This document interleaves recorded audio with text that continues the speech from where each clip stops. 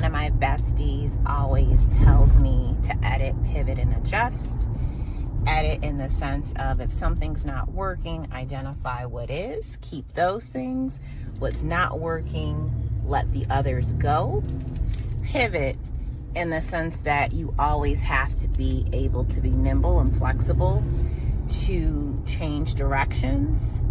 And adjust as you edit and pivot, adjust your timelines, adjust your schedules, adjust expectations. I had to pull that piece of information out and use a refresher course on it based on a couple of meetings I've been having where I'm thinking that the plan that has been created looks pretty good. Based on the impact and the benefits, it's not going to allow me and others to achieve our goals. And so doing a lot of edit, pivoting, adjusting, which makes sense if you think about the seasons and how a year flows. The beginning part of the year, as much as we try to say we do resolutions when the new year hits, that is not the case. You need a good Q1 to get recalibrated to life, to what you want to do, and to what you're able to do.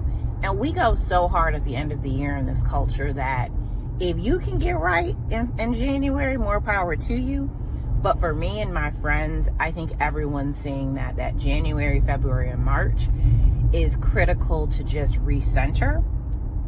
I offer the edit, pivot, and adjust as a reminder that those three things don't imply that what you're doing is wrong. There's always good in whatever you're doing.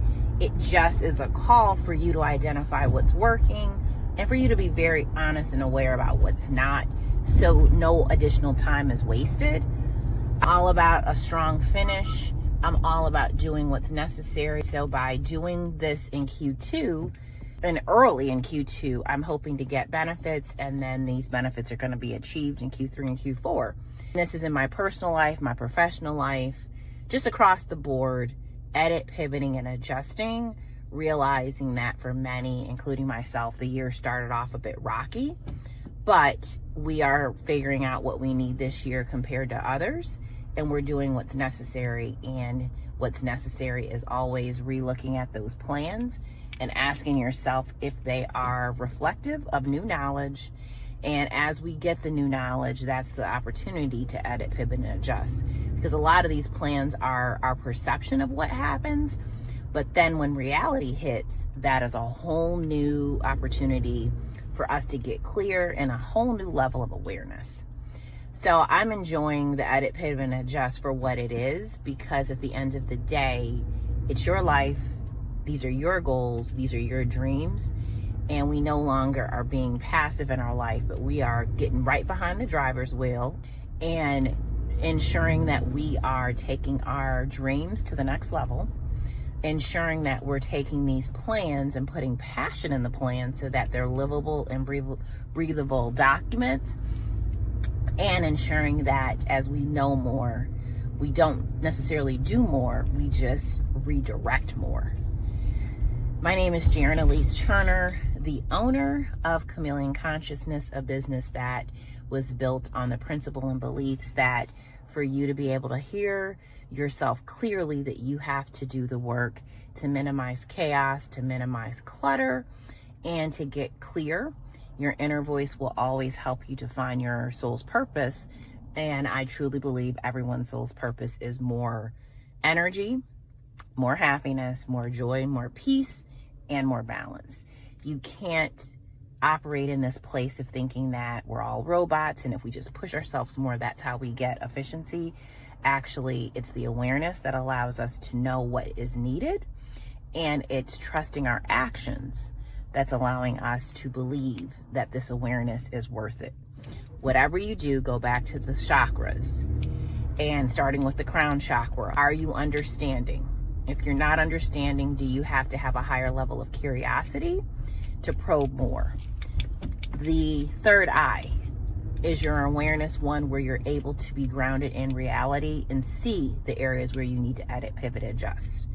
Your mouth or throat chakra, the one that's all about expression. Are you communicating clearly? Are you asking for what you need? Are you affirming the goodness that you see in your plan, so you're not always being super critical, but doing an edit, pivot, and adjust with clear intentions and awareness? Your heart. Do you believe in what you're doing? Is there a connection to what you're doing? In the heart space, sometimes we don't always see the heart connection when it comes to work. However, going back and asking yourself and your team if they're connected in that way is a good way to make sure you're not acting solo.